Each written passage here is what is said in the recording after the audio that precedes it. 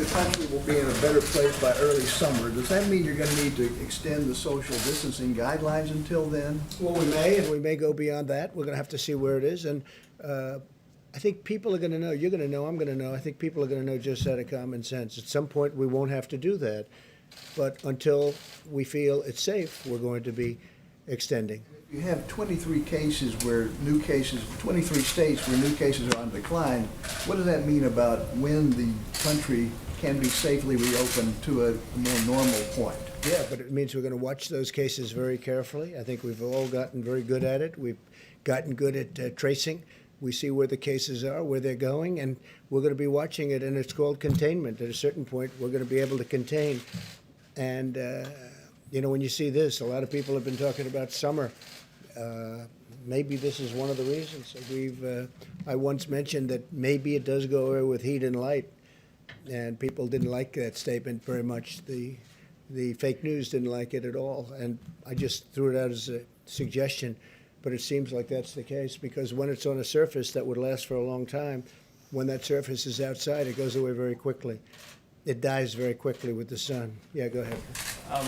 You said yesterday that you're going to look into Senator McConnell's suggestion for allowing states to declare bankruptcy versus the aid. Yeah, we'll look into it, and I have been looking into it. I've been talking to a lot of the different senators, but I don't want to talk about it now. That was a very interesting presentation. Go ahead, Jim. Well, I wanted to talk about McConnell's suggestion that aid to the states amounts to a I just blue- told you I'm not talking about it to a now. I'll blue talk about it later.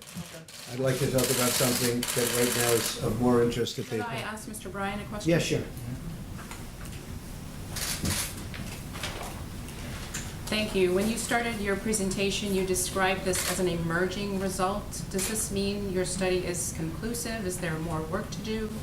We're continuing with that. For example, on the aerosol side, you notice the figures were 20% humidity. We're looking at higher humidity levels. We would expect that would even have a greater impact on the virus. We're looking at other types of disinfectants. And so we're as a scientific community, we're continuing to study the virus to understand its characteristics. Mr. Bryan, can you explain why some hot spots we've seen in the U.S. are hot and humid, like New Orleans, for example? Let me explain. If you look at the coronavirus as a chain with many links, what we've done through our study is we've identified some of the weak links in that chain that the transmission of the virus depends upon. We identified that heat and humidity is a weakness in that chain. We've identified that sunlight, solar light, UV rays is a weakness in that chain. That doesn't take away the other activities, the guidance from the White House, the guidance from the CDC and others on the actions and steps that people need to take to protect themselves. This is just another tool in our tool belt, right? Another weapon in the fight that we can add to it. And in the summer, we know that summer-like conditions are going to create an environment where the transmission can be decreased, and that's an opportunity for us to get ahead. But the president mentioned the idea of cleaners, like the bleach and isopropyl alcohol you mentioned. There's no scenario that could be injected into a person, is there? I mean, No, I'm here to talk about the findings that we had in the study. We don't do that within that lab, our lab. So. So how do you... Are we simplifying through too injection? much? We're talking about almost a cleaning, sterilization of an area. Right. Maybe it works, maybe it doesn't work, but it certainly has a big effect if it's on a stationary object. Okay. So how do Are you... we simplifying too much by saying that it'd be better with the warmer weather and the sun coming out more and more, that people would be outside than staying inside their home, confined to the four walls of their house?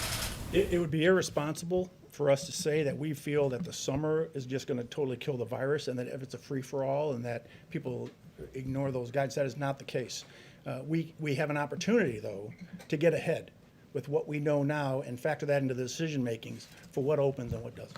But So are you saying on surfaces, the heat, the hot summer, and whatever other conditions, humidity and lack of humidity, that would have an impact? So that on surfaces where it can be picked up, it will die fairly quickly in the summer, whereas in the winter it wouldn't die so quickly? Yes, Mr. President. When it's exposed to UV rays, take a playground equipment, for example. The UV rays hitting a piece of playground equipment will kill the virus when it hits on the playground equipment. But underneath, where the sun does not get, if someone touched that and had it on their hands, it could still be there. right? It has to be in direct light of the UV rays. With the sun, if it's on somebody's hands, right, and they haven't touched their face and all of the things. And that it's we've exposed to all the sun, it'll, I know, but if they're outside, right, and their hands are exposed to the sun, will that kill it as though it were on a piece of metal or something else? not, I don't want to say it will at the same rate because it's a non-porous surface, but what we do know is that we looked at the worst case scenario and the virus lives longer on non-porous surfaces. So porous surfaces, it doesn't live quite as long. So in theory, what you said is correct. This is sort of semi-non-porous, right? This, right? Yes, Mr. President. Mr. Ryan, Wait. Okay. Mr. Ryan, how should governors who are opening their states, working on that, incorporate the findings of this study into those guidelines? I would leave that up to the governors. This is a decision, this factors into their decision process. As I mentioned, with knowing this knowledge and having this knowledge, as we continue to study and further know what the virus does and how it reacts, it could impact the way a governor will look at what he opens in a state, how he opens it, in what environments these things are opened up. But I leave that up to the governors to make that decision. How they incorporate this. Obviously, at the moment, the advice is stay at home. By the summer, could we be flipping that and saying you'd be much better off being outside with UV rays, all the humidity that Washington brings in August? I would not go contrary to the guidance that have been issued right now. I think, though, to tell you that if I'm having an event with my family, I'm doing it in the driveway or in the backyard, not inside the house with my children. In fact, I'm thinking about moving outside to the rose garden. No, it's a very interesting question, actually. Okay, please go Mr. ahead. Ryan, how much more research, how much more time would it take to have conclusive results that could be used here? You said these were emerging results. We first were able to receive the virus back in February is when we started testing. And it is a science-based approach. Science is a process. The doctor can attest to that. It doesn't necessarily line up with goals and targets and other things. It is what it is. But we are now starting to get results. And we're every week or 2 weeks, we're starting to find out something new and something different. And in talking to the task force and the vice president, he's already asked us to come to him every time we come up with some new discoveries that we could share to the public. Phil? Yeah, sir, have you compared notes with your counterparts in other foreign governments or in private industry who might have been studying the same thing, and do their findings show the same result that you found here? We do have a very good partnership with a lot of our allies. We work closely with them on this particular topic. We actually authored a document called the Master Questions List. If you go to DHS-S&T's website, we've already had about 17,000 hits on this document. It actually outlines what all the countries in the world are doing to fill the certain gaps of knowledge that don't exist within the virus. And what we do know, and that is really what targets and drives the science community to say, oh, wait, what don't we know now, so we don't duplicate what other people have done. So we've championed that document. It's well referenced, and I would encourage you to look at that. And we are working with other countries on vaccines, as you know. Yeah, go ahead, please. Thanks, Mr. President. If there is a summer ebb with this virus, what would the federal government need to do to take advantage of that time? Say it at the beginning, what? Oh, so if there is a summer sort of ebb with this virus, what would the federal government need to do to take advantage of that time to be better prepared for a possible resurgence in the fall than we were the first Well, time I'll tell you around? one thing. I think a lot of people are going to go outside all of a sudden. People that didn't want to go outside, they'll be going. To me, this was really a very interesting meeting. We covered it in great detail, and these are incredible people at that. We could call it a laboratory because that's essentially what it is. It's a super laboratory. It's a lot of things going on at that laboratory. Right, but A lot of very interesting things going on in that laboratory. Yeah. What would you and other areas of the government need to do on testing, for example, or other things like that to be prepared if it came back in the fall? How would you take advantage of the summer? It's actually a very good question. It's something the task force already has begun discussing, that we are, if a combination of factors, let me say again, as states put into practice the guidelines to open up America again, implement safe and responsible plans to open up their economies along the lines that the President unveiled a week ago today. People continue to properly exercise social distancing as is recommended in each phase. That, in combination with some of these findings, could well give us a summer respite from the coronavirus.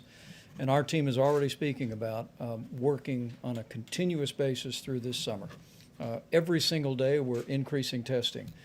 Every single day, air bridge flights are coming into the country.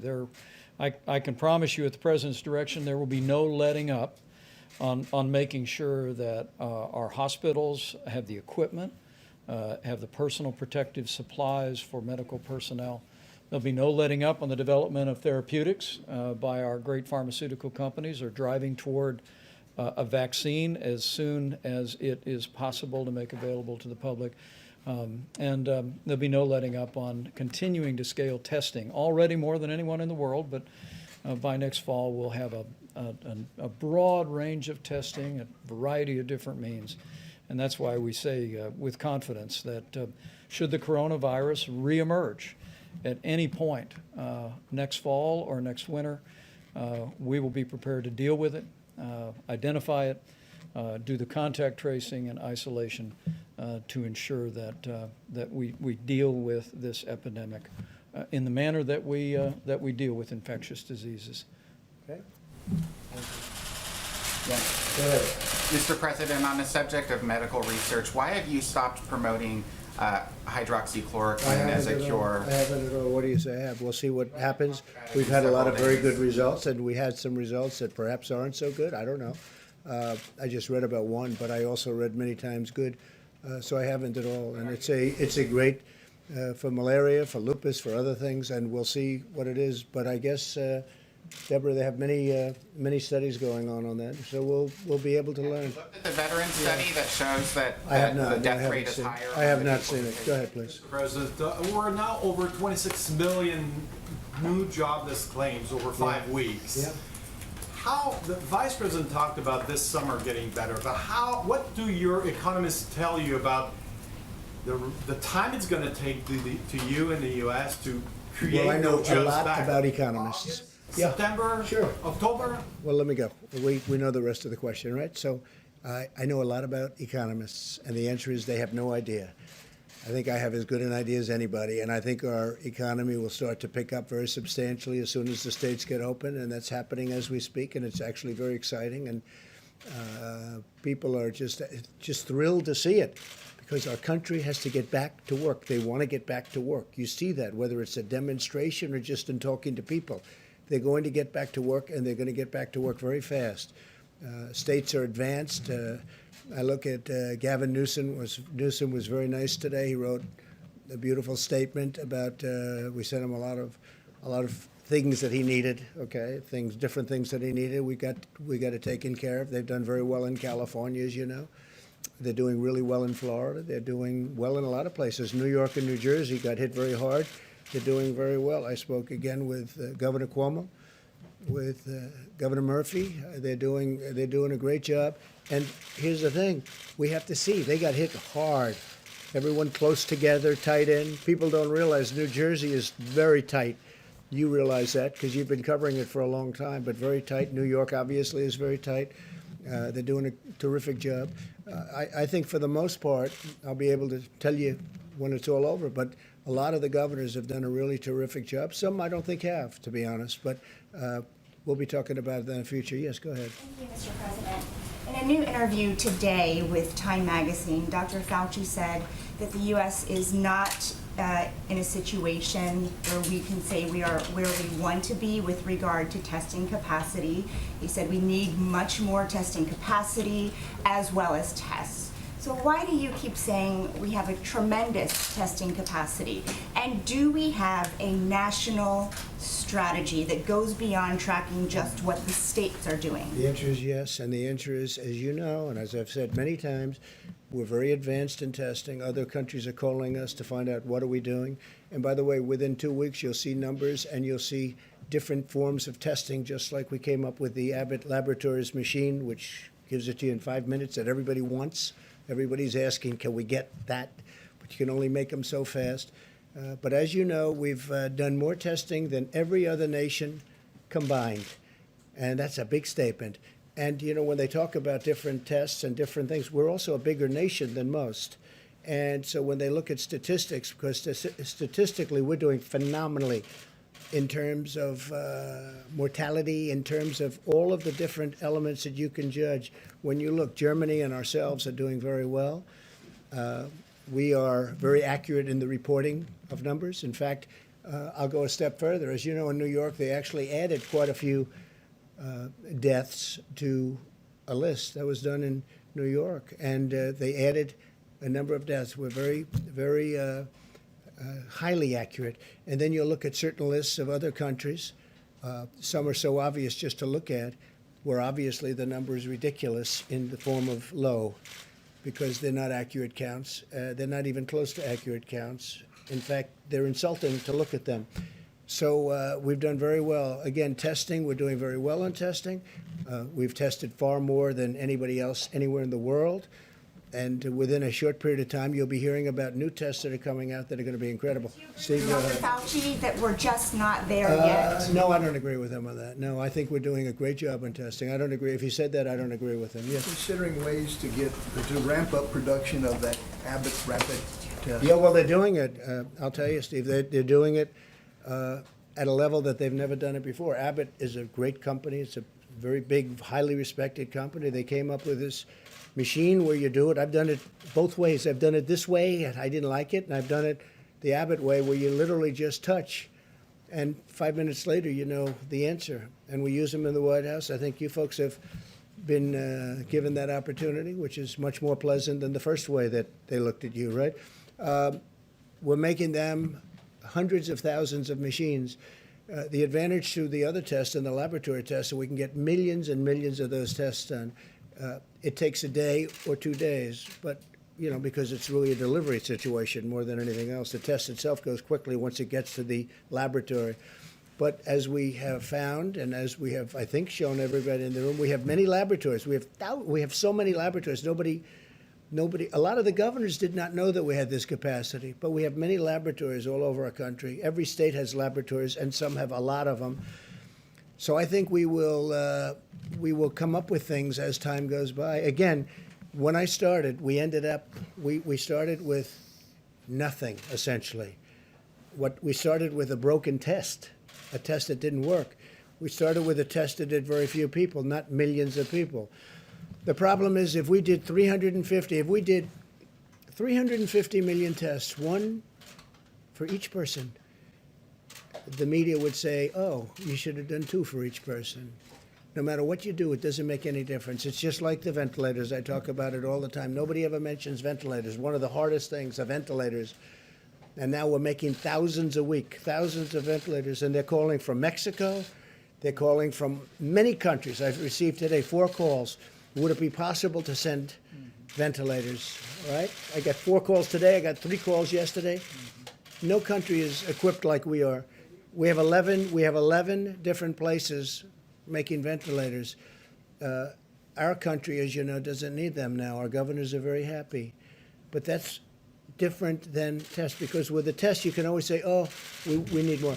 No, I think we've done incredibly well obviously with ventilators. We also have 500 million masks that are very shortly going to be here. We've made millions of masks. We have ordered millions of masks that have arrived and been distributed. We gave one hospital in New York City 300,000 masks. Before the virus, they were using 10,000, and now we got them 300,000, and they got rid of them very quickly, which I sort of say, how did that happen? Why? Because they became very valuable, the masks. So I say, how did that happen? But we've done an amazing job, and we've worked with the governors. And when the governors weren't able, again, they're the first line. When they weren't able to get something like ventilators, they couldn't get ventilators. They could have bought them. You could have bought them, but many of them chose not to. So they all needed ventilators. We got the job done. I'll be introducing the team when we're finished with this whole nightmare, this whole curse, this whole plague. But the team that worked on the ventilators was incredible. And the team that and it's a little bit interchangeable, but the team that's working on the testing is truly an incredible team. These are brilliant people. And they're doing it for the country. They're not doing it for other reasons. Some have been very successful. They're doing it for the country. Mr. President, yes. The House has now passed, since you were here, the relief bill. Right. I'll be signing it probably tonight. As you know, there's no aid to states and localities in that bill. Mitch McConnell, of course, has talked about states seeking bankruptcy protection. His office referred to this as the idea of aiding states as a blue state bailout. What do you say to that? Do you agree with that, or do you agree with Governor Cuomo that is a vicious attack on these states that I have don't been think hit it's a by? vicious attack, but certainly some people do look at it that way. I've spoken to Mitch about it. I've spoken to numerous senators about it, and we're working with senators that are on the other side of the issue, and we'll see what happens. But we're looking to do what's right for the people of this country. We're looking to do what's right for a particular state, and we'll see what happens. But it's certainly the next thing we're going to be discussing, because some states have, in all fairness, John, some states have not done very well for many years, long before the virus came. You know, you can't blame the plague, this horrible plague that came in, and all of a sudden, you know, they can't blame that. You look at Illinois. He's got a lot of problems long before the virus came in. And so we'll be talking about it. It'll be a subject for a period of time. And right now we've made this incredible deal for the workers and for small business. And I'm very happy that Harvard didn't get covered. We actually never sent them the check. But they were very nice about it. We never sent them the money. The old-fashioned way is the check. The new way is send them the money. And we didn't send them the money. And but they were very understanding, and they were very nice about it. So was Princeton, so was Stanford, so were a number of other schools that you just don't associate with this money. So were big companies, as you know many of them. It was a relatively small amount of money compared to the whole, very small amount of money compared. But we wanted to be fair. We wanted to go to the people that it's supposed to go to. Are you open to this idea of state and local? I'm I'm open to ideas that are going to be great for the people of this country. that idea? And if we can help states, we're always going to help states. Now, there's different ways of helping states. Some ways are better than others. So we're looking. It is interesting that the states that are in trouble do happen to be blue. It is interesting. You know, if you look around, I mean, the states that seem to have the problem happen to be Democrat. And New York and New Jersey got hit by this, but this New York virus, and New or Jersey were in a lot of trouble Massachusetts. long before the plague came. I mean, they were, they had a lot of problems long before the plague came. I spoke with Governor Cuomo about it, spoke to Governor Murphy about it. I spoke with Gavin Newsom about it. And I'm speaking to a lot of people about it, because it's probably going to be the next thing on the list. A lot of people understand very well what Mitch is saying, and they also understand the other side of the problem. And I'll be speaking about it. We're going to do the right thing for our country, the right thing for our country, and the right thing for a lot of great people. Okay? Yeah, please. Mr. President, after the presentation we just saw about the heat and the humidity, is it dangerous for you to make people think they would be safe by going outside in the heat, considering that so many people are dying in Florida, considering that this virus has had an outbreak in Singapore, places that are hot and are humid? Here we go. The new headline is Trump asks people to go outside. That's dangerous. Here we go. Same old group. You ready? I hope people enjoy the sun. And if it has an impact, that's great. I'm just hearing this, not really for the first time. I mean, there's been a rumor that, a very nice rumor that you go outside in the sun or you have heat and it does have an effect on other viruses. But now we get it from one of the great laboratories of the world, I have to say. Covers a lot more territory than just this. This is probably an easy thing, relatively speaking, for you. I would like you to speak to the medical doctors to see if there's any way that you can apply light and heat to cure. If you could. And maybe you can, maybe you can't. Again, I say maybe you can, maybe you can't. I'm not a doctor. But I'm like a person that has a good, what. But sir, you're the president. Deborah, have you ever heard of that? The heat and the light relative to certain viruses, yes, but relative to this virus? Not as a treatment.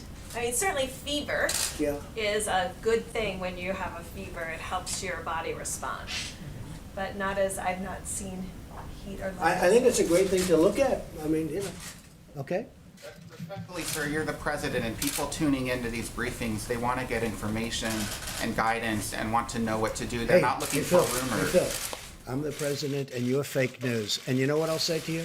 I'll say very nicely, I know you well. I know you well, because I know the guy. I see what he writes. He's a total faker. So are you ready? Are you ready? Are you ready? It's just a suggestion from a brilliant lab by a very, very smart, perhaps brilliant man. He's talking about sun, he's talking about heat, and you see the numbers. So that's it. That's all I have. I'm just here to present talent. I'm here to present ideas because we want ideas to get rid of this thing. And if heat is good and if sunlight is good, that's a great thing as far as I'm concerned. Go ahead. Mr. President, you talked a moment ago about vaccines and that we're close. How close do you think the Oxford University study says they could have one by September? Do you think the pharmaceutical companies in the US around They the could world, have one of what? they could have a vaccine ready, tested by Oxford's September? one, Johnson & Johnson is working. They're also working together. You have many companies working together on a vaccine. But then do you think they can scale up production and the pharmaceutical companies will be able to do that quickly? We'll scale it up. If we had a vaccine, it'll be scaled up very quickly. In fact, some of the companies, Johnson & Johnson is one, is scaling up already before they have the final answer. A number of companies are doing that. You'll save a lot of time. The normal is you scale up after. I have to say the FDA has been fantastic. Stephen Hahn, Dr. Hahn, has been fantastic. They're moving along rapidly.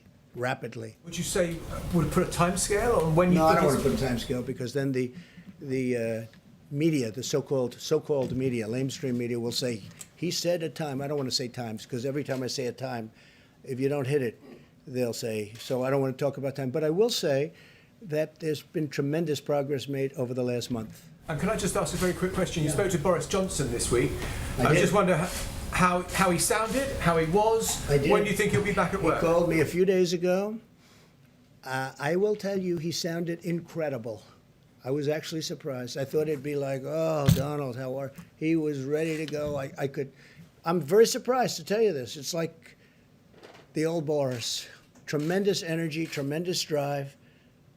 I was very surprised because he called me almost, pretty close to when he got out of the hospital. I think he's doing great. He was so sharp and energetic. Pretty incredible. He's an incredible guy. He's a friend of ours and a friend of mine. He loves our country. He loves his country a lot, but he loves our country. He respects our country. And they're lucky to have him over there. Please. Mr. President, you a couple days ago said that you might reach out to Kim Jong-un directly, but also that you were working to find out if those reports about him being in possible medical trouble were true. I'm wondering if you've either... I hope he's not in medical trouble. I hope he's not. Have you heard anything from I've North gotten along Korea? very well with him. And, here we are. You would have been in a war with North Korea if I didn't get elected president. Remember, I was going to be the one that took us into war my first day in office, okay? Here we are. Look at what's happened. Withdrawal. We're bringing people home. We're not going to serve as policemen all over the world. I don't want to be policemen all over the world. But have you been able to leverage And yet I've relationship? rebuilt our military to a level that it's never been built at before. Have you been But able it's to get never more information? recognized by the fake news. Go ahead. Have you been able to use that relationship to get more information about his status? I think the report was incorrect. Let me just put it that way. I think the report was done by a network that was incorrect. I'm hearing they used old documents, but that's what I hear. I hear the report was an incorrect report. I hope it was an incorrect report. When was the last time you heard from him? I don't want to say. Yeah. Since you pointed to me, just a quick question about that. So you haven't made any contact though, just to make sure? With who? The North Koreans. I don't want to say. I won't say that.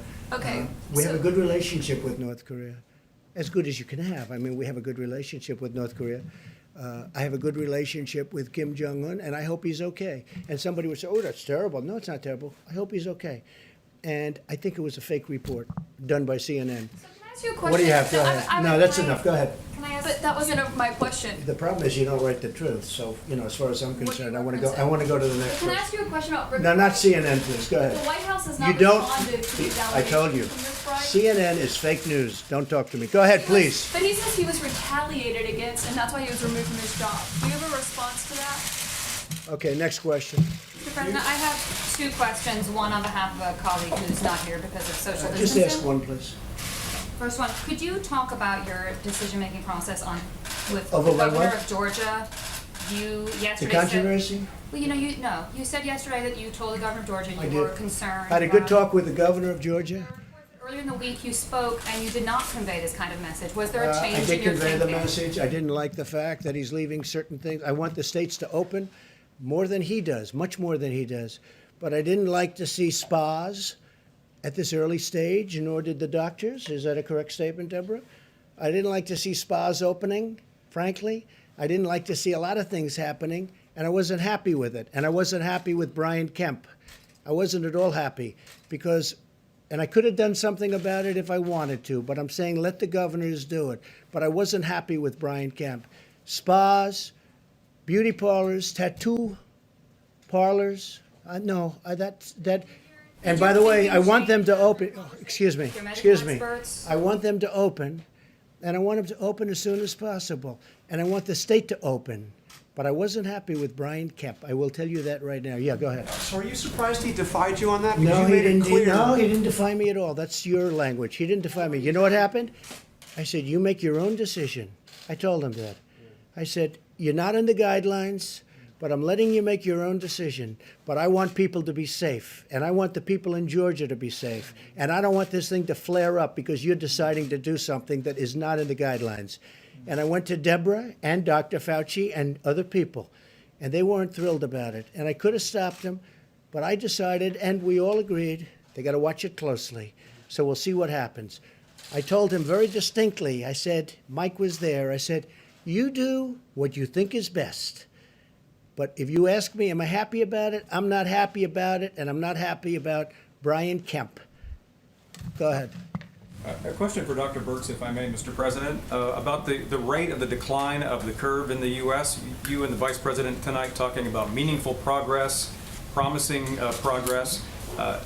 Could you speak to the rate of decline of cases in the U.S.? If we could do it quickly, that'd be great.